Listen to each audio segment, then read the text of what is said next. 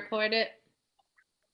Everybody run away. You get the little notice saying you're being recorded. Big brother's watching. Big brother and big sister. Darcy's big sister, I'm big brother, and we're watching you.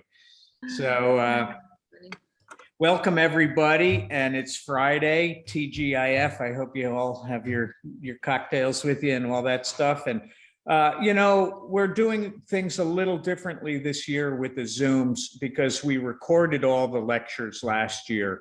I should have sent as part of the note your quasi requirement for always kind of looking at last year's PowerPoint, because we're not, you know, we're going to discuss broodstock conditioning and spawning, but we're not doing it formally. Like the PowerPoint is recorded and it's all like hour-and-a-half long PowerPoint. And I'm not going to just rehash what we said last year. You can go back, all of them are recorded. You can look at them, all the technical stuff is there. But I thought what we would do this year, more kind of like conversational and podcasty with guests, talk about these topics. And then so you can have the technical part that you can look at anytime you want on our website, on the recorded PowerPoints. And then this one, like Barley is here from the East Hampton Shellfish Hatchery that he's run for a bunch of years, that he took over from our buddy there, John Aldred.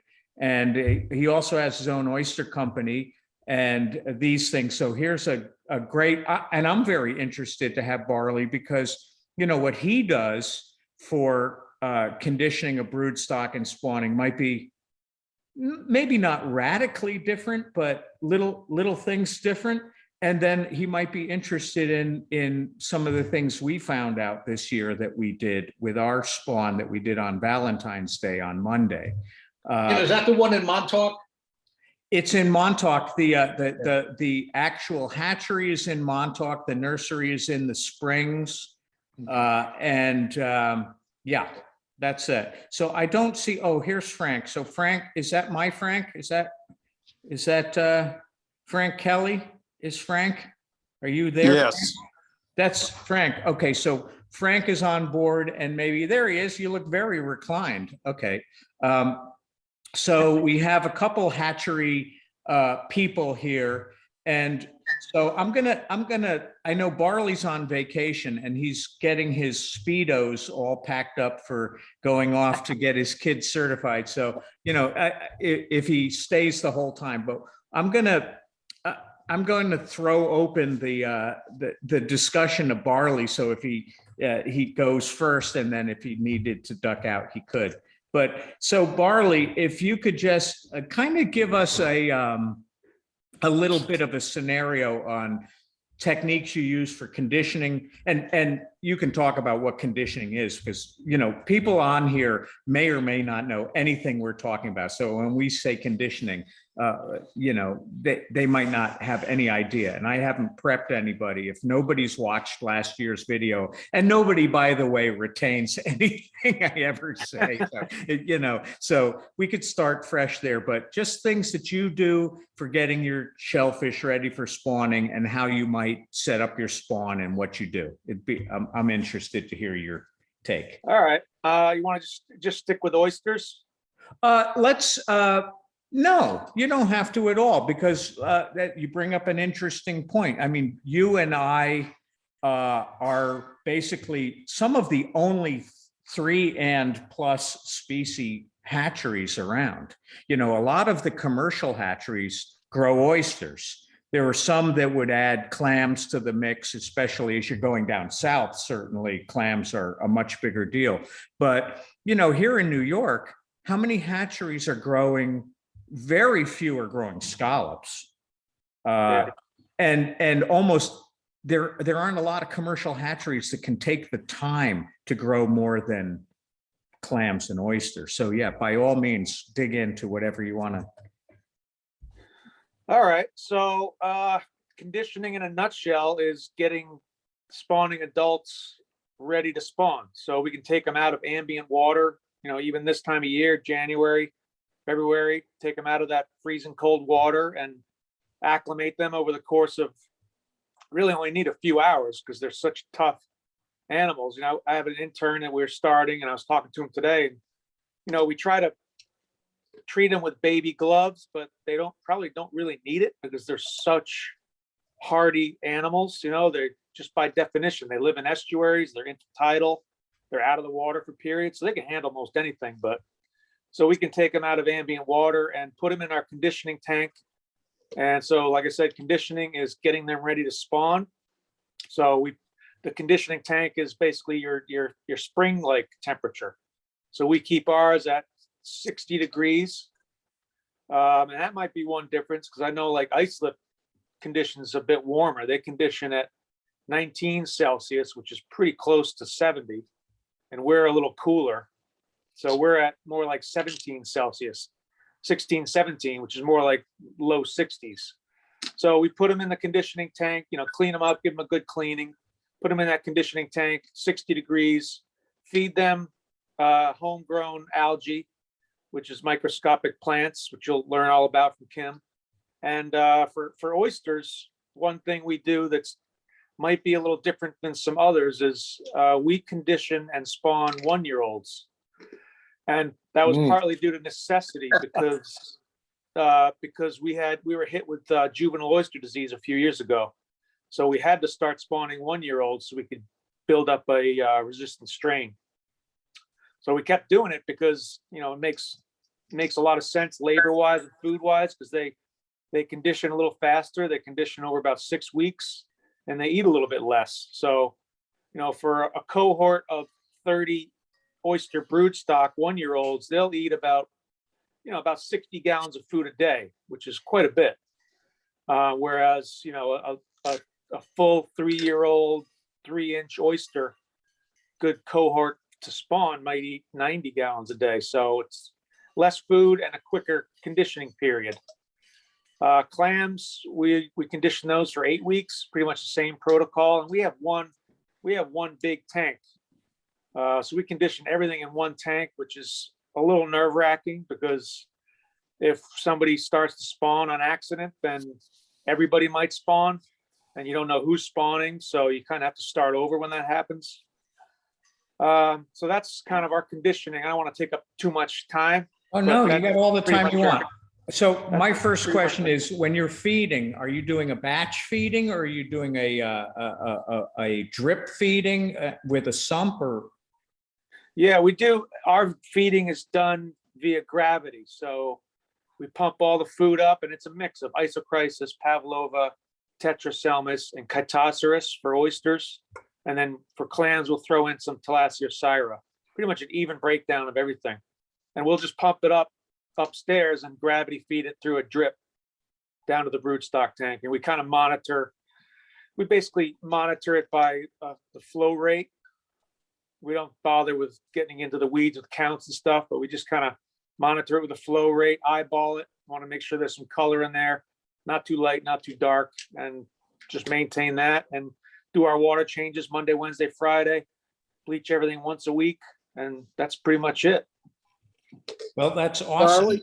So Frank's going to dig in, because Frank has a couple tidbits that are very similar, and he can talk about what we did for this, particularly Sure. for this Valentine spawn that we just did. I have a question, Barley, on your gravity drip. Do you have an idea of the diameter, the idea of the drip lines, and did you experience any clogging with those? Yeah, good question. We just use the same diameter we use for air, which is 3/16. It's the same exact hose that we use for air, and we don't have any clogging issues. It's really just a straight run too. There's no like settling tank. Way back in the day, John used to use like a half quart container as like a settling tank. So he'd have one hose going in, and then allow chunks to settle, and then another hose going out. But we have just a straight run of this hose to a valve, and no clumping. I think the flow rate, I guess, is just high enough that we don't have issues with any cloggage. Oh, that's really cool. A little bit about our tanks. we were keeping them at about 63 degrees, so somewhere between what you mentioned and the other fellow had, and that worked out pretty good for us. We went through the process of hosing them down when we cleaned the tanks and putting them back in. We did make an effort to keep them elevated up off the bottom of the tank so that they weren't wallowing in the poop. And but we found the biggest difference we found this year was we started using peristaltic pumps on a regular basis, and we were feeding them about between 1.2 and 1.5 liters per hour of a mix of Tetracelmus and PAV and Catostris B. And that seemed to work out really well for us. We had, our cohort was 24 oysters. We know that I think 21 or 22 were just 1-year-olds, same as yours. Yeah. And we tracked some weight gain on them. They were eating well. They gained weight really nicely. And so for that number, that feeding rate seemed to work out really well for us. We had 80 liter, I think the tanks were about 80 liters. And yeah, they got fed regularly, that steady stream of food. They seem to really enjoy that. Whereas last year we did batch feeding. Yeah, I think the steady stream is the way to go, because sometimes, I don't know if you've had this, but even if they're raring to go, if they're raring to spawn, a big pulse of food can get them to spawn, because it's basically their reaction, like, there's tons of food in the water, so it's spawn time. So we've had that happen, even if you maintain the temperature. Yeah. So I think, if you don't have gravity, then peristaltic is the way to go. It sounds like awesome. They're very dependable. We've run these pumps for 2 years now and haven't had any problems at all. We clean them out at the end of the season, but they seem to be very rugged. And it's interesting you mentioned the feeding, because I think Kim, wasn't that what Josh did to sort of get them started? He gave them some food to open up. You mean during spawning? Yeah. Well, so there seems to be a mix of opinion about that. Putting food in as you set up the spawning tank, and we haven't gotten to the spawning tank yet. We've just been talking about conditioning, but the thought is if you introduce food, well, there's what Barley said, which is maybe them saying, wow, there's really great algae in the water. It must be that time of year. And the fact that you just get them to start pumping and respiring, so that if you add either a gonadal suspension or just the raising of the temperature, they're going to sense it. If they were closed up, they weren't going to be necessarily sensing that at all. I wanted to mention something that you had said. I guess we had problems in the past with clumping, and our gravity would you'd come in the morning and the drip was not what you set it at. And maybe it was plugging up in the valves. Yeah. Yeah. So go ahead. I had recommended to put it under pressure so that you could force that through. So we went for peristaltic pumps. And I know what I was going to say is that in the past, these batch feeds, if you batch feed, these shellfish are going to filter it all out within the first 2 hours and spit 90% of it out. And unless you keep batch feeding and you're hanging out with these poor things all night and all day, you really are doing a kind of a lame job of utilizing the algae source very well, because they're not really calibrated to understand how they're supposed to use it in the water. They just filter it all out, and they basically poop it out in pseudo feces, and there's nothing left. And so it's a pretty, it's not a very good way of conditioning. I have to say that our Mike Patricio, his technique of having the CCAP system feeding a sump with a sump pump that triggers a float switch and pulses the feed every 2 hours is a great system too. If you have a CCAPS and it's trained for that.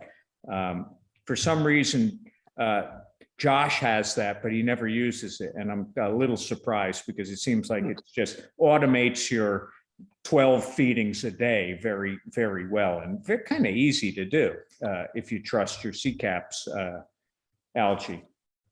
So I think Charlie's there. You got any comments, Charlie? You there, Charlie? I thought I saw Charlie's face a minute ago. Maybe he left. So here I am. Oh, there you are. I was muted. Oh, good. My typical life, muted. Yeah. I'm noticing that even in your living room, the colors are very muted. Yeah. Yeah, good. I'm right by the window here looking out on Corey. Oh, beautiful. Nice window. Good. So but- Charlie and Frank, by the way, have been really the key component to the shellfish hatchery this year. And I commend them. They've been growing all the algae. They've been conditioning all the brood stock. And the testament was to see if they were any good at it was on Valentine's Day. And we'll get to that in a moment. But what, you got anything to add about what you've been up to? Just I'm a little late, but first off, I wanted to say, hey, Barley. I was the guy who came over for those scallops last year. So it was great. I remember. Good to see you. Last year. But I think the point that you made, Kim, before we started this year is that trying to get a 24-hour continuous feed is probably the crucial factor in all of it.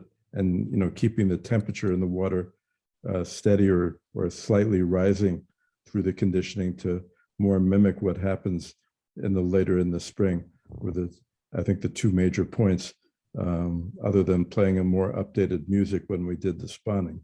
Yeah, I know you're a Bruno Mars guy now, so yeah. Well, I talked to the Oysters about Barry White. It was kind of like the halftime at the Super Bowl. Those poor guys at the Super Bowl look like they're ready for the casino circuit. Yeah. I think Barry White's did the same sort of thing. So we wanted to upgrade him. So we did that. Excellent. Well, so we decided this year as a team, we had a kind of an interesting phenomenon last season where at one of the spots we were growing at Tiana Beach, I gave the seed to the growers there in mid-June.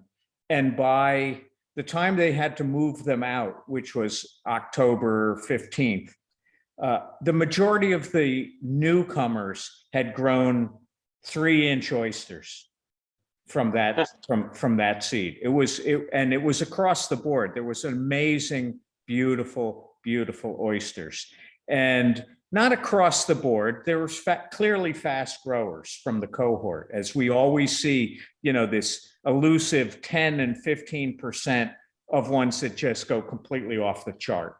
And so the thought was to take some of those fast growers, keep them, very specific that's what they were, condition them to see how they would spawn. And it's interesting that Barley, it turns out, has been doing that for years. So we certainly didn't find anything new. Barley's been doing it for years. He just never told us that. So so we did that, and like Barley had said at the beginning, they seem to be pretty easy going to feed. We had no mortality in the brood tanks. There weren't any kind of gnarly shells and weird, issues coming up front, which is part of the recorded session talks about the general health of broodstock going in. If you start with really crummy animals that are all stressed out, now you're not conditioning them, you're trying to nurture them back into normal health first. And so, to take ones that clearly grew well in the season and conditioned them early. We started January 1st, so they weren't even unnecessarily unconditioned totally. Gave them, what was it, 5 weeks, guys? Yeah. 5 weeks? 5 weeks in 1 day. 5 weeks in 1 day, set them up on Valentine. And we see, unlike, again, did you do your spawn, Barley, this week? Yeah, on the 15th, we were, it would have been nice to do it on the Yeah, we 14th, thought but that- it just throws off the whole schedule. And we had a great spawn too, like yours, done by noon. Excellent. So, Beautiful. so here, the only difference is we go for, that pure comic effect of, you have to do it on Valentine. It has nothing to do with a schedule. Truthfully, it would have, and we didn't drain anything down on Tuesday. We left them alone till Wednesday. So we were kind of back on schedule, even doing it the Monday, but it was Valentine's Day. So we actually were way cooler than you were. You were after. Yeah. So Wicked. we ended up with, out of our 24, we had 11 females, 11 males that spawned, and 2 that, because it was past noon, we didn't even bother. We just took them out. So we call them the duds. But and today's drain down, we figured on 52 million larvae, of which 12 million were already at 75 micron. Nice. So sounded like a good. It sounds like we did okay. So that answered some interesting questions for me about the age that you can spawn an oyster. I mean, a scallop, that's not the issue. You have to overwinter them, and then they're going to die. You have to spawn them. Clams, that's a whole other thing, clams. But very interesting about oysters, especially because they're protandric, the fear that they're all going to be male. Yeah, they spawned great. We had 24 males. Let me interject real quick. I mean, this week's spawn was actually, on the gender breakdown, was surprising. Out of the 30, there were 24 females. Really? Yeah, I don't think I've ever seen really more than half. So yeah, that was wild. It's interesting. And, my thought on, and this is totally coming from nowhere, this thought that you would get more females in a somewhat of a stressed environment where you needed to make sure you were recruiting better into. I don't know if that's true. I only remember that 1 year at the Marine Center, for some reason, SPAT was doing a spawn, and Mike Patricio was doing a spawn, and Karen Rivara was doing a spawn at Eros. And that day, both Mike and Karen had almost all males. Wow. They came over, it was like the neighbors coming over and say, "Do you have any eggs?" Asking for eggs. And like a good neighbor, I said, "Well, not only can you have eggs, you can have the whole chicken," and just hand them over some female oysters. "Hey, take the whole chicken. We don't, Nice. you get the eggs and the chicken." But it was very interesting that particular year, in their random cohort pick of broodstock, they had like of 30 oysters, they'd have 24 males, and which kind of hurts. Wow. Yeah, it's scary. 24 females, obviously you're in seventh heaven, because if folks are wondering why that would make a difference, only the females will give off eggs, and only the eggs are going to make a larvae. Now, you can have one male fertilize all those eggs. You lose genetic variation, but you can get them all to fertilize with one male. So, even if you had, so if you said 30 and 24 were female out of 30, and so you had 6 males, you get plenty of genetic. Actually, only four. There were 2 no-shows. So it's just four, which is also fascinating. I mean, that's fascinating. So you fertilized with 4 males. Obviously, they all spawned, and you must have gotten a huge amount of larvae, because it was almost all egg that was produced from 400. Yeah. 400 million. Yeah, which is so, it's still more than you need. I mean, 1-year-olds definitely they don't produce as much, you know, back when we did big ones, I think our record was 800, but you don't need them. I mean, we already culled them down to 100. Well, but for anybody that's there in Zoom land listening to this, if you do the math, and first of all, what's interesting about the math is you're not even talking about how many eggs per female they gave off. You're talking about how many viable larvae were there afterwards. And so if you had 400 million from 24, you do the math and it comes out to like 15 million larvae per female, right? When we did our math, it came out to like, 5 million. And even that is a staggering number. Yeah. And they're 1-year-olds. Now, the literature has said in certain literature that an older fecund female can give off 50 million eggs. Okay, I believe that. How many are viable? I don't know. Is there a geriatric effect? Is there any kind of effect? But the bottom line is that with 1-year-olds, which are, it turns out, seem to be very nice to condition, you get plenty. You get plenty. Now, we're going to be doing an experiment with our second cohort, which is not 1-year-olds, but like 18 months, about 2-year-olds, just to see if we can pick out any kind of difference in certain elements. How many eggs per female on average, what the sizes are as they march up the scale. And if we found no difference, it's pretty obvious that you can use 1-year-olds all the time and it's just fine.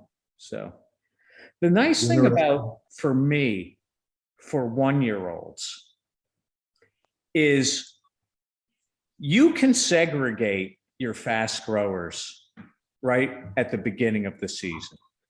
Because what's going to happen, and this will be in next month's lecture when we talk about,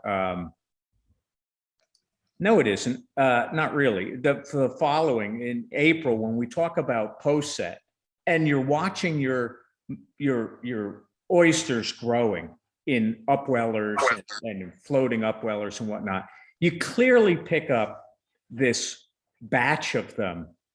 I'm going to say 10%. That are growing much faster. They're just like, they're just outpacing everything for whatever reason, whether it's genetic or spatial issue or whatever it happens to be.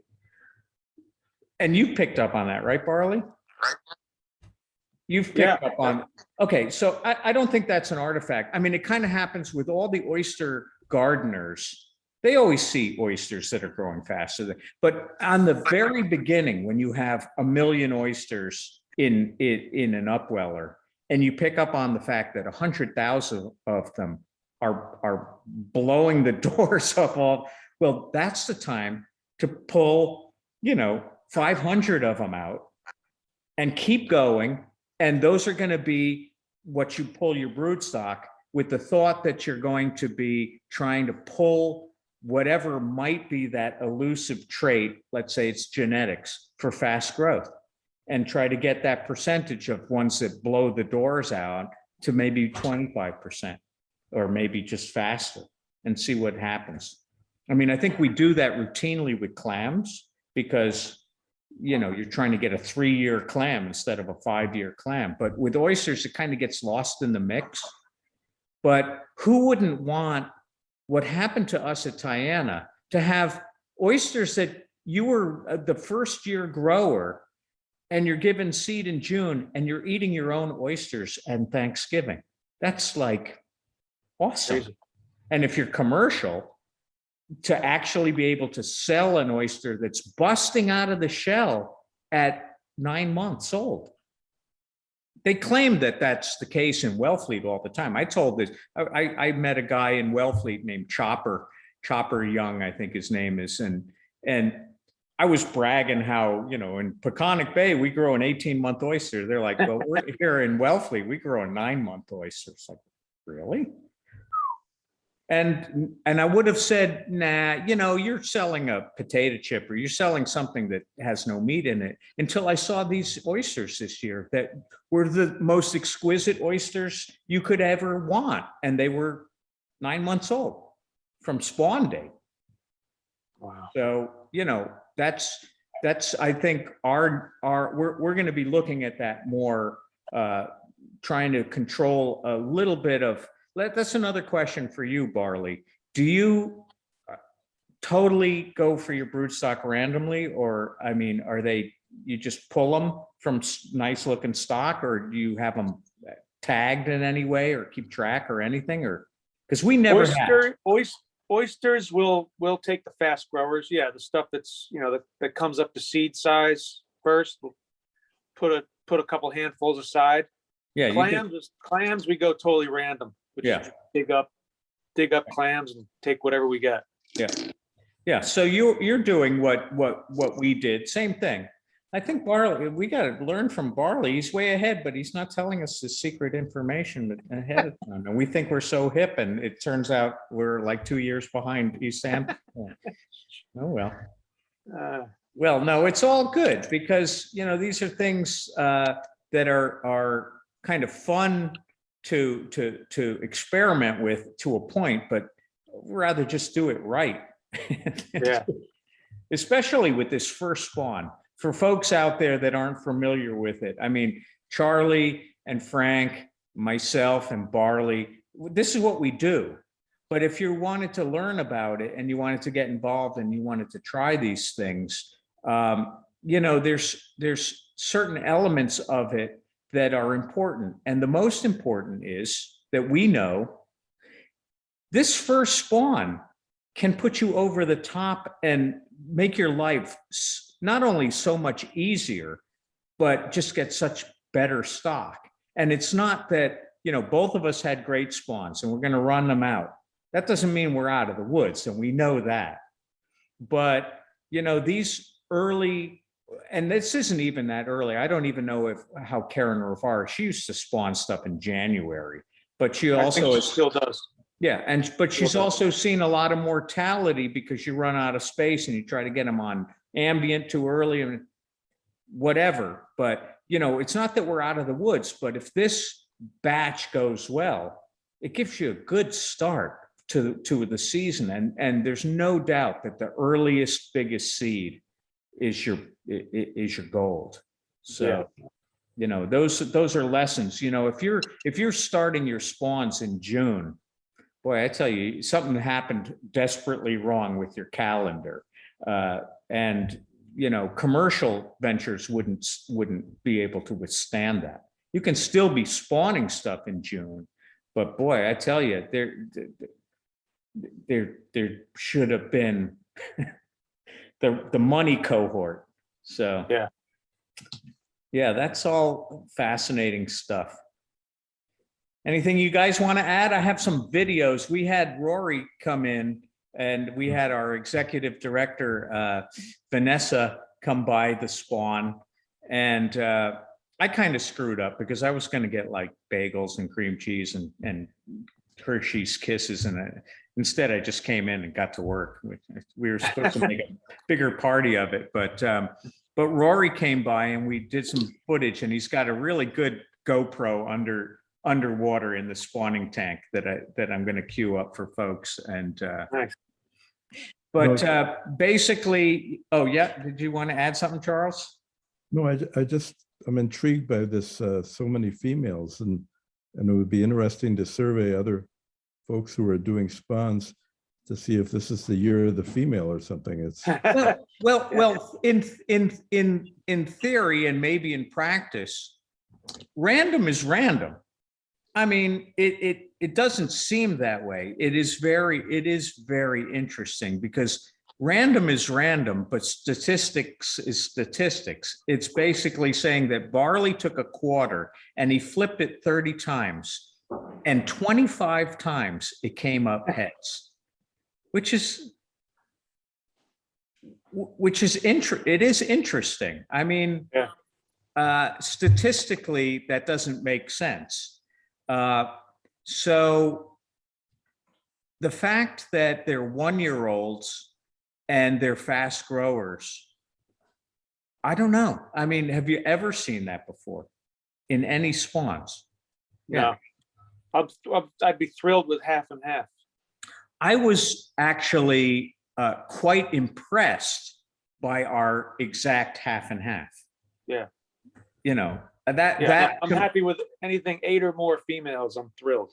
yeah, but 24 is like winning the lottery. And now you can go on vacation. Yeah. Yeah. Yeah. So, and normally what happens is that I call Barley up and I say, hey, you got any larvae? And he says, sure. And he hands me off this little jug and I take it back and it's 60 million larvae. Okay. You know, why should we bother conditioning? We got Barley there. But this time, Yeah. you know, but then again, you have space to run that many, right? Or are you going to thin and toss pretty vigorously pretty soon or what? Yeah. I mean, we already thinned it down to about a quarter. Yeah. We only have setting capacity for about 10 million. So Yeah.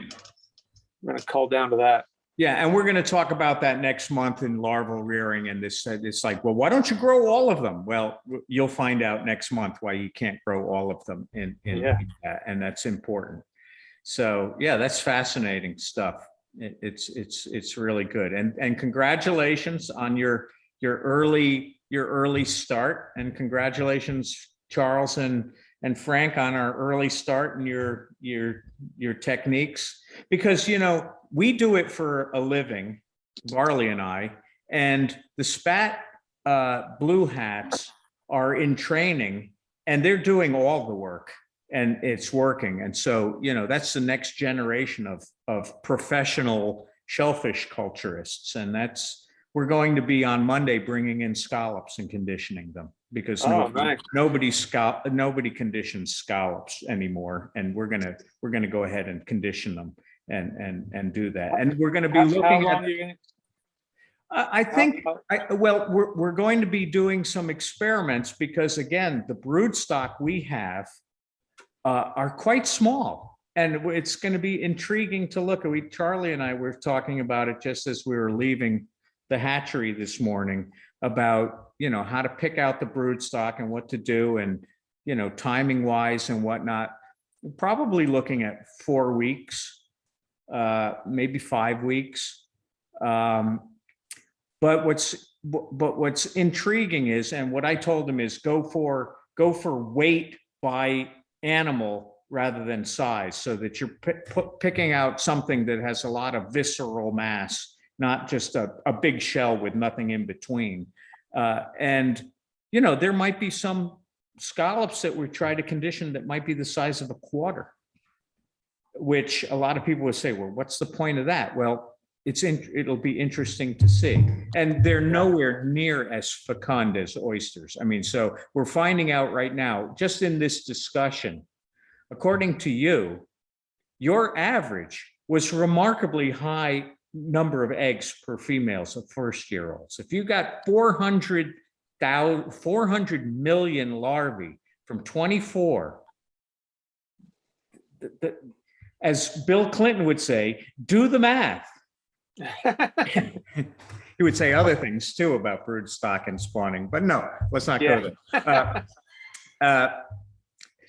We are being recorded in case any of the Democratic convention is still listening. No, but do the math, and that's saying that your average amount of eggs given off by 1-year-olds is remarkably high. And you don't get that with scallops. There's no doubt that you don't get that with scallops. I wish we did, but yeah. So that's fascinating stuff, and we'll keep documenting it. We're going to be doing that, and yes, indeed. Anything else on the crew that they want to add? Where'd my light go? Oh, she turned the light off. Oh, it got dark out. That's what it is. My house is all natural light, so I didn't have a single light on in the house, and looked like I was fading. Yeah. So, anything anybody wants to add before we go off to Key Largo in our Speedos? And you can stay too, Barley. I'm going to queue up. I'm going to queue up a little slideshow first, and then a video. I'm going to go to share screen. And then I'm going to, what am I going to do here? What am I going to do? Am I going to go to my, I'm gonna go to my movie. Where's my movie? Is that on your screen? Yep. Yeah. Okay, so. Oh, and I'm gonna. I turned the audio off. You can still hear me, right? Now, notice right here our rubber gooey duck voodoo icon, by the way. No, we're not seeing your movie yet, Kim. Oh, We're you're just not? seeing your web browser. Oh, hold on. The movie's not on? No. Okay, hold on a second. How about now? No? No. Okay, hold on. What am I doing wrong? Hold on. Sorry, boring. He's boring us. Strange because we can see your screen. How do I get this movie to play? Share screen. What am I doing wrong, Darcy? When you hit share screen, you have to select the window that contains the movie. I don't know, is it in another Okay, web browser? so let me hold on, sorry. Stop sharing. So let me go to share screen. What are my choices? Desktop. And now, oh, hold on. Now can you see it? Yeah. Yeah. Okay, hold on. And you'll see them fertilize. Let me turn this audio off. How come I can't turn the audio off? Did I turn the audio off? Can you see that movie? Yes. Yeah, we Yes. see Oh, it. I turned my own audio off. You'd lose sight of all these oysters. Like, look at Are you that. hearing the audio on the video? You might lose sight of the Yeah. oysters because there's so Yeah. much. So the turbidity meter would work, but it would be telling you you're getting way too much stuff. So when there's more sperm than eggs, the males give off. Oh, I got two billions going of on at the sperm. same time. Hold on. Because the theory is that they want to fertilize. Drop this in there? Oh, absolutely. Okay. They want. Okay, well, let's just watch it. They want.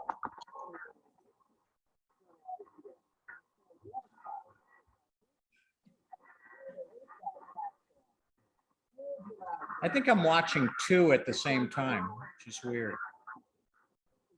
Are you seeing an underwater video? No.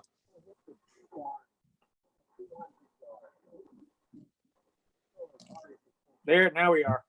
Okay. I'll just let that run. I won't bore you too long. But there's some good video there. You'll see the spawn. And by the way, There's good spawn. than eggs. Eggs are much more involved. Well, they're much bigger. They've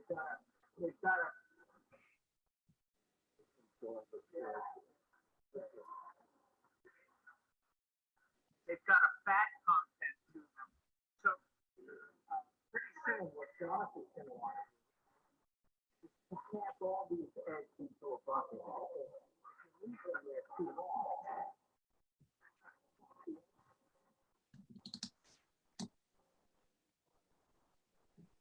I'm finding that to be very annoying. Hold on. So did I turn it off? I got another one running for some reason.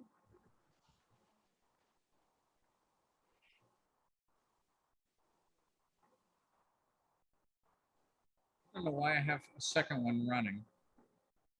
Oh, wait.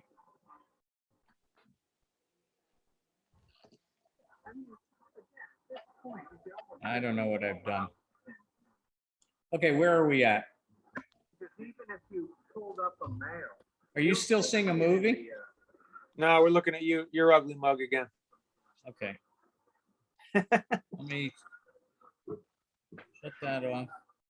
I'm still learning all this stuff. Yeah, me too. I stopped sharing. Okay. I don't know why I've got another movie playing in the background, but I'm gonna let it run until it stops. Okay, so you saw that video though, and now you're not seeing it? Right. Good, okay. Let me try, it stopped, thank the Lord. Whew. You would think that after 2.5 years of COVID and Zooming or whatever we're going on to, that we would all be masters at this stuff. But, you know, I've never run a video off of my desktop. So I have a little slideshow. Let me see that I would like to talk over because I couldn't do that. So here's desktop. And I've got slideshow. Where is it? Oh, right here. Can you see that? Yeah. Yes, yeah. Okay, so I'm going to play this and stop it and talk. So here's some of the crew. We're going to see that video. I just wanted you to see the underwater shots of the spawn, because a lot of people say, first of all, how do you know if they're spawning, or how do you know if they're a male or a female? Maybe that footage would show you that it's not guesswork. It's very visible. And once you get used to it, and Josh actually showed me a cool technique with the iPhone where you use the flashlight mode to shine the flashlight inside of a beaker to really, if your eyes have gotten as bad as mine have gotten, and you can't actually sometimes make out the graininess of the eggs, you shine that flashlight of your phone into the beaker and it's obvious it looks like a Viennese snow goblet as opposed to Humphrey Bogart in Key Largo movie, smoking, you know, the males, it's very smoky and opaque and milky, whereas the female, the eggs, is very grainy. And so it's not a mystery, it's actually working. So what we've done here is we've set up our spawning tank as a mass tank, and that's what you do as well, Barley? You set up. Yep. So exactly. basically, you know, we have these beakers set in here, so they're all at the same water temperature. We've got our heaters inside here, and we're elevating the temperature from that 63 to really about 78 seems to be about the magic number. 20, 26, 27 degrees Celsius is it's getting up into that range. They're getting a real sensation of elevation of temperature, which is, we're trying to simulate that beautiful first spring day where the sun is beating down on a shallow creek and just raising that temperature up. And then we've got our broodstock in here. We're elevating the temperature. We've got our rubber gooey duck icon, voodoo icon. We're playing Bruno Mars in there, a la Charles Peck's song list. We've got our beakers here. And once we see a spawn, we're gonna lift it up. So let me go a little bit farther. So here's our crew watching that. And we're paying attention. We're watching it as it's coming up. We're giving it our little symbolic gestures. And Josh, with symbolic gesture. There's our broodstock. Now, here's a couple signs of good. Oh, and by the way, check this out. Here's like a inverse of that genetic black line. You got the white line in a black as opposed to the black line in a white. I love those little kind of reverse genetic tags that we've got here. But this is what I'm looking at, this really feathery new shell growth that they put on while conditioning, which is a good sign that they're eating well and they're happy with their feeding regime, and they're putting on that feathery shell edge as you're conditioning them. And there's Vanessa, came by to visit. Rory filming it. Can I hit off the audio? And we're all watching. There's Chris Pickerel. and so one will spawn. And what we've noticed, and I'm sure we've all that have done this have noticed, that once they start to spawn, and you can literally pick it up and put it in a beaker, it doesn't seem to shut them off from spawning. They just keep going. Once you get them, it's, what is that song? And we should play it. Once you get started, it's hard to stop. Once you get started. I won't sing, but there's a song. Once you get started, it's hard to stop. There's also the song by Offspring, you got to keep them separated, but that's mostly for scallops. And we don't keep anything separated anymore. But you can lift them up and put them in the beaker. Now we do that for females to catch the eggs and pool all the eggs together. The males get lifted up, and it's going to actually, you're going to see the men's club in a minute. Hold on. So there's a grab bag for them. Grab them, separate them out. This is what we call the men's club. Now, Barley's men's club only had 4 members this spawn. We had 11 members of the men's club. And what we're doing here is this. We put them in one tote. Oysters are just like the human race. The males are pretty inconsequential. You only need one male, right? You need what was his, Charlton Heston. You just need Charlton Heston, the Omega Man. He'll take care of repopulating the planet if you can find the right non-zombie woman. Is that going over in everyone's head, the Omega Man? Okay. Yeah. The sperm, we want to collect it. We want it to be maybe a mixture of all these males, but we need so little of it to fertilize the eggs. We only really need, a couple milliliters probably. It's the eggs that we want to control the fertilization. So instead of having them all possibly be fertilized by one male that's in the tank, we'll pull them up, separate those eggs out, get them unfertilized, and they might be fertilized anyway. Because they've been, this is something I don't know the answer to. If they're respiring and they're pumping, and a male spawns in the water and the sperm goes out there and all the females take in some of that sperm, is that going to fertilize the eggs that they're broadcasting out? I say no, but you never know. I mean, if you were really wanting to control this, you would have every single oyster in a beaker right at the beginning.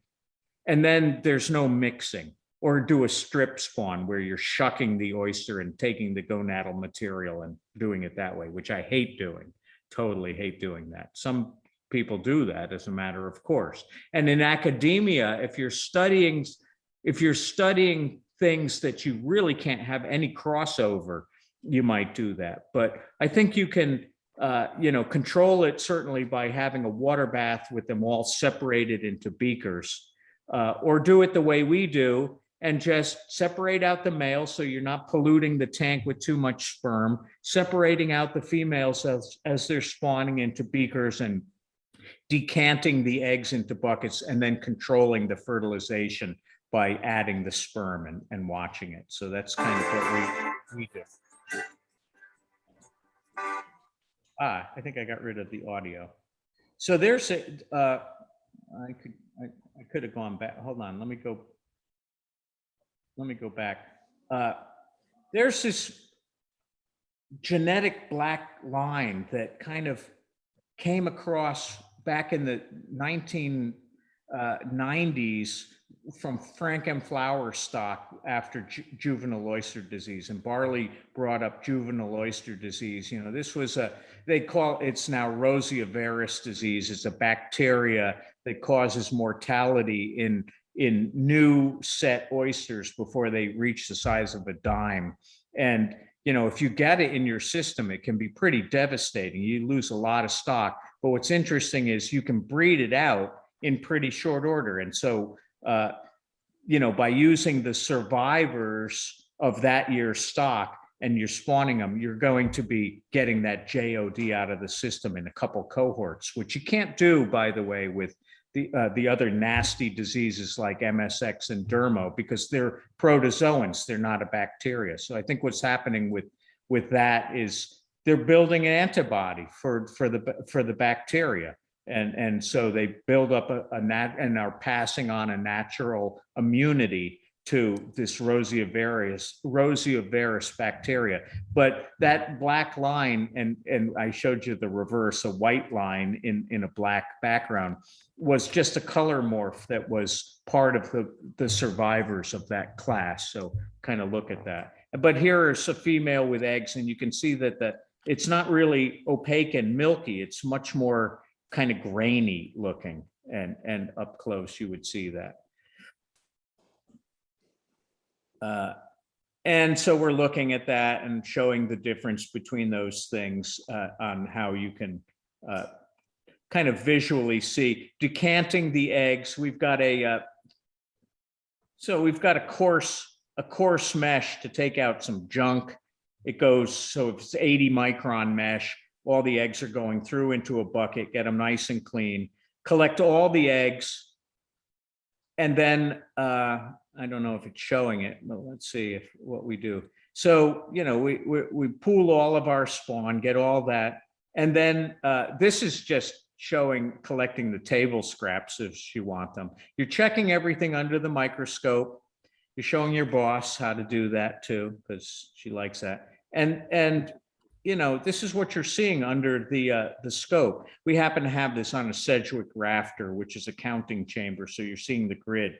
But just to give you an idea, and by the way, if you were doing a larval count, if these were larvae, and that's what you saw under your scope on your Sedgwick rafter, my suggestion is, unless you've got all day long and really good eyes, dilute the thing before you do a count, because, you know, each one of these is worth 10,000 larvae in your count, 10,000, 20, 30, 40, with the dilution factor. If this is what you're looking at, just stop, dilute your sample, because you're going to be counting for a long, long time. Click, click, click, click, click.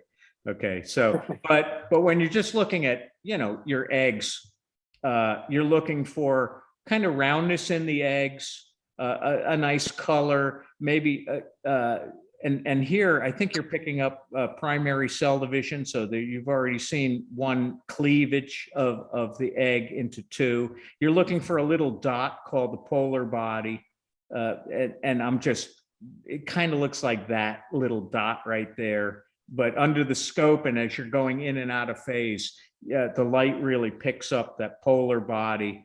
And then, you know, you're off to the races. What we're really looking at here is to make sure that we didn't put too much sperm in the mix. If you look at this, and this, I tell this story all the time of the time I was doing a spawn. I got a fabulous spawn. I got eggs and everything's going wild and I'm blabbing. Did you ever notice that I blab? And I'm blabbing and I'm blab, blab, blab, and I'm blabbing and I'm blabbing, and I go to look at the inoculation of the eggs with the sperm I put in, and it reminded me of being in Maine in the summer camping with all the gnats around your head. I looked underneath there, and each egg had like 6,000 sperm around it, and I fried them. None of them fertilized. And I had no larvae in the morning of one of the best spawns I ever did, because I fried them with too much sperm. I think I literally smothered them. I'd never seen anything like it before. So you're trying to see maybe 10 sperm swimming around there. And, you know, if you overdid it, you can wash the sperm out with a sieve. You use like a 27 micron or an 18 micron sieve, recatch the eggs, clean the sperm out, and do it again properly, you knucklehead. So you also don't want too few, because if you put in too few sperm and you got all these beautiful eggs, but you didn't fertilize them, that would really upset you too. So there's a little bit of it. It's not that difficult, but you should be able to see that polar body pretty fast, within 20 minutes, you know, maybe even faster. You know, you can check your fertilization rate. And once you see a polar body or cell division, you know, you're kind of off to the races. and you're going to put these things right in the larval rearing conical. So, you know, again, a little chamber of eggs. And so that was that. I'll stop sharing again. And, you know, in an oyster shell or a nut shell or a clam shell, that's, you know, that's a lot of information about broodstock conditioning and spawning. And are there any questions from folks? So we'll open it up to the participants. If you had any questions, by all means. We're leaving it off there so that next month we're going to talk about the larval rearing cycle from fertilized egg to the eyed petavillager. And we will inject little information about some of these other species, because I think we all are very interested in scallops. I think it's time to start ramping up our scallops. Barley's one of the few brave souls that grows scallops every year. He knows that they're the trickiest of beasts, and but we all have to get a little bit better at it, because the bay needs scallops. It's like a constant fight, one year after the next, to try to keep this in our population and actually have it harvestable for people. So and I think we're on the dawning of trying to figure out how commercial growers can start dealing with the live in-shell scallop, and it's just not available. And you know, that'll be up for discussion this year. And between kelp and scallop and oysters, you could have a nice little polyculture operation going on without going too crazy. And so, Tom, I see you raising your hand. I have something for you. There have been some reports of COVID virus in sewage waste. And if It's all Republican. Oh, sorry, you're.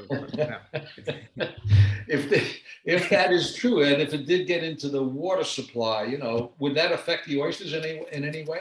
You know what?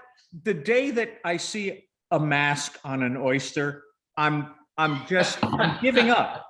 I'm just gonna. No, the truth of the matter is that COVID is a respiratory, it's a coronavirus that is, you know, maybe what we're seeing is pretty unique to humans, because you're not actually seeing a lot of dogs or cats or squirrels or anything dying of COVID. So this is something that, you know, now here's one, however, that I'm not going to talk a lot about it. It was a big issue this week at the Growers Association, but there is a herpes virus in Crassostrea gigas, which is was raging for a bunch of years in the EU. Herpes virus in oysters, probably affecting oysters on the West Coast. Causing all kinds of issues. The reason why it's coming up in conversation is that after 10 years of a kind of a ban on importation and exportation of oysters, they just passed an allowance for it. So they're talking about having exportation of US oysters from, I believe it's Washington and Massachusetts only as a test, and Spain and Portugal, is it? The Netherlands. Spain and the Netherlands, or Portugal, Spain and the Netherlands importing into the United States. And some people are up in arms about it, but you really have to understand, and I can understand in a way what the up in arms is. Basically, the thought of why they allow it is because none of these oysters should ever go back into water. Okay, when they come here and they're bagged or whatever they are, they're refrigerated and they're these things, but they should never, and the shell should never go back into water that year. And if you maintain that principle, you shouldn't have any crossover or interjection. But let's face it, all of the diseases that we have in our shellfish was caused by moving stuff around. It just was. Okay, so there's reason for concern. There's also hope that people are going to abide by all the rules and it's going to be heavily monitored and all these things. I'm not taking a stand one way or the other on it.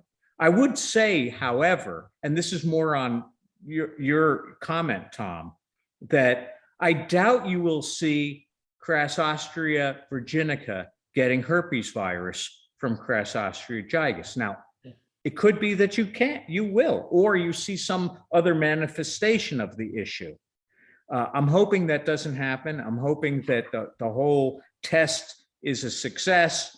But I think it's all of our jobs, by the way, to educate everybody you ever come in contact with about shellfish, about the importance of these principles of, for instance, and here we go, and I've said it a billion times, but I'll go ahead now and say it again. If you go into a fish market and you buy 3 dozen oysters and you live on the water and you eat 2 dozen of them and you say, well, I'm just going to put these other dozen back in the water, I'll harvest them later.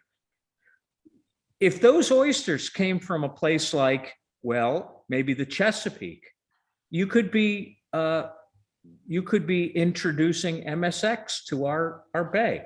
And how are you supposed to know that? Well, I'm telling you that right now, and you've got to spread the word, because this is part of what, here's the problem. You go to the seafood market. First of all, you are absolutely allowed to find out where those oysters came from. They have to have the digger's tag for 90 days. That's New York law. So you can find out exactly where they came from. But the problem is this. Would a fish market say, beautiful oysters, by the way, they're $1.25 a piece, but don't put them back in the water? I mean, that's like having a skull and crossbones over your meat counter or something, it's a tough thing to sell. So it should be there. It should be there. A sign saying, shellfish are great and you can eat them raw and blah, blah, blah, but don't put them back in the water. Just, and I think it's something that they should do. And I can understand why they don't, because it really is like saying, oh, don't trust these oysters. They might be diseased. And the point of all of this is, you got something to add to that, Charles? No, when you're done, I have a question for Barley. Oh, okay. So, to answer your question, I would almost guarantee that A, there's no way that oysters are going to get COVID. And B, if it's in the wastewater and you get COVID, it's almost the same thing as getting hepatitis. You should be careful of what you're ingesting from anywhere that sewage outfall is running, because you wouldn't eat oysters from a place where raw sewage is dumping in, because if somebody had hepatitis or Norwalk or any of these other nasties and have a leaking septic system or you're dumping raw sewage, that's how you're going to get the thing. So I hope that answered something. It sure meandered. Go ahead, Charles. Well, I thought we had a really good spawn. I think we did, but when I hear that Barley had like 400 million, that's a little intimidating. But I have two questions, just logistical questions. Do you do a fast warm up when you're raising the temperature? In other words, when you start them off, how long do you take to get them up to, say, 78 degrees? That's the first question. And secondly, it is said when the pheromones from the first spawning oyster is what starts all the other ones. How long do you leave the very first oyster that's spawning in before you pop them out of there into a beaker? So, I mean, this was a surprising spawn on many fronts. The amount of females we got. So the first question: how long do we take to raise the temp? This week they got in the water, say around 8:30, and then the temperature was raised up to about 23, and they started going at about 23 in about hour and a half, 2 hours. And to your other point, we actually don't. The only oysters we remove, or clams for that matter, are the males. We leave the females in that tank And we'll let the males go maybe 20, 30 seconds a piece and pull them out. And that usually gives us a good sperm to egg ratio. So yeah, it was, usually we have to pump the water up to closer to 25-ish, but, and I don't know if you guys do this, but we 9 times out of 10 will add frozen sperm from a previous spawn. And we did that this time again, 10:30, and usually within the hour they're going. Once you do that, once you get them up to temp, add that frozen sperm, half hour, 45 minutes later, first male goes. And again, 9 times out of 10, it's usually a male first, and then the party's on. And then it's all over in another hour or so.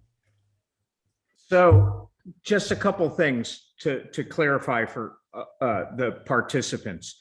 The thought is that the frozen sperm is acting like a pheromone that is signaling all the rest that somebody is spawning, and it sets up a synchrony, which makes sense on a kind of evolutionary scale, that if there's communication happening within a spawning bed of shellfish, because if all the males spawn on Monday and all the females spawn on Wednesday, you're not going to get fertilization happening. So there must be some synchrony to make sure that this, hitting the barn with a dart at 1,000 feet works out at all in nature. In the hatchery, it works out great. But so that's what the thought of what we call a gonadal suspension.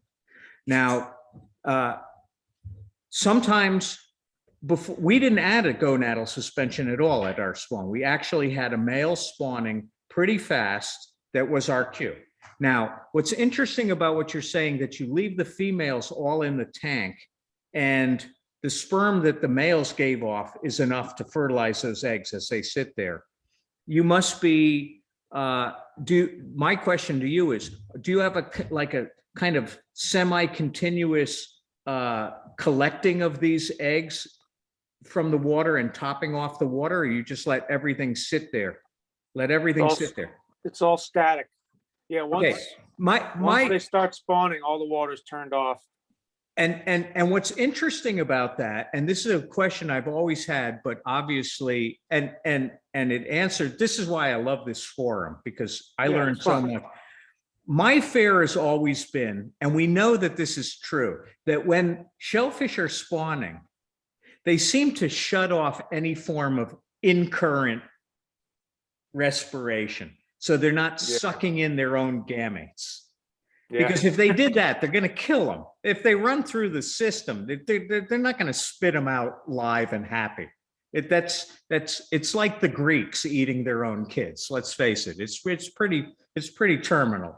So my question has always been, how long can you wait before they start respiring again and sucking in that? And obviously the beauty of having a spawn that starts at 8:30 and is done by noon is you're done. And obviously the bottom line is it worked just fine. So in a way, you're saying to me, these things take a long time to start their in current, because you let them sit in the tank for hours with eggs in them. Yeah, and the eggs, and the other thing is, all the literature says the eggs are buoyant, right? And they aren't. They're all on the bottom. Not buoyant. I've never seen any literature that said that, but I can imagine somebody did that. I've never seen they can be somewhat buoyant, but I've seen, especially with clams, I've seen them hit the bottom like Crest toothpaste and sit right down there in big clumps. Yeah. So that's really fascinating to me, that in a way, you're saying to me something that I've always wondered. How long is it before they start? Because we know that oysters are tremendous filters. They're tremendous. When they start pumping, they pump like almost no other shellfish. So you would be a little afraid of them doing that. But obviously, it's not an issue within that time frame. Within a few hours. Yeah, no, it isn't. Yeah, no, that's fascinating. You know, if you were looking at clams, I've always loved this thought of, you know, if you're in a bed of clams that are really quite old, big honking quahogs that are like 30 years old and they're the size of softballs, you very rarely see a lot of recruitment around them. You see a lot more recruitment on beds that people are working all the time. You're seeing recruitment into new clams seed coming into these beds that people are working pretty hard, and you don't have a lot of big adults that could be the spawner stock. And I've always thought of it as because they're like Hoover vacuum cleaners. You know, once they start sucking in again, they can just filter the water of all those potential gametes. And that's a half-baked there. Most of the stuff that I come up with is pretty half-baked, but that's a fascinating addendum to what we're talking about. That is a major difference of how you do it and how we do it. And part of it is my own neuroses on thinking, oh no, don't leave them even in that beaker for, you know, a half an hour, because they're going to turn around. And I will say that there have been times when I've done a spawn that I've seen eggs as pseudo feces, because they've definitely taken them in and spit them out. But it could be that it was like 3 hours or something, you know. Yeah, I mean, we even take, you know, we'll take lunch too. And like if the spawn's done at noon, we'll leave the females in there and go take lunch and come back and deal with everything even another hour later. You know? Yeah, that's fascinating. And it's, the good news is that it worked. So that's an interesting lesson that I got out of. See, we all are in a position to learn stuff. It's awesome. Yeah. Either that or Barley is just like, he's got a wet thumb and he's just lucky as all get out. But we know that's not necessarily true. Barley, we've all had our roller coasters in this profession. Yeah. That's for sure. But that's fascinating. Good. Anything else from the group? You're all waiting to get dinner. I know. He's talking lunch now, and we're talking about ingesting gametes, and you know, I guess I could have eggs for dinner. Yeah, we're gonna have a quiche or something. Yeah, great. Hey, I really enjoy this forum this way. I think it's user friendly, and I get a lot more out of it, and I hope everyone else does too. And we're going to continue with that kind of forum. So all are welcome. And thank you everyone for attending, and we'll be in touch. And thanks again, Barley. Have a great time in the Keys. Thank you. I should be jealous. I should be jealous. There's Kimmy saying hello. I should be jealous, but I'm just happy as can be right where I am for. Yeah, it's a good spot you got there. Yeah. Excellent. Have a good weekend, everybody. Thanks, everyone. Bye. Bye, everyone. Oh, I'm gonna look at the chat. We got a chat. And I'll talk to you next week. Okie dokie.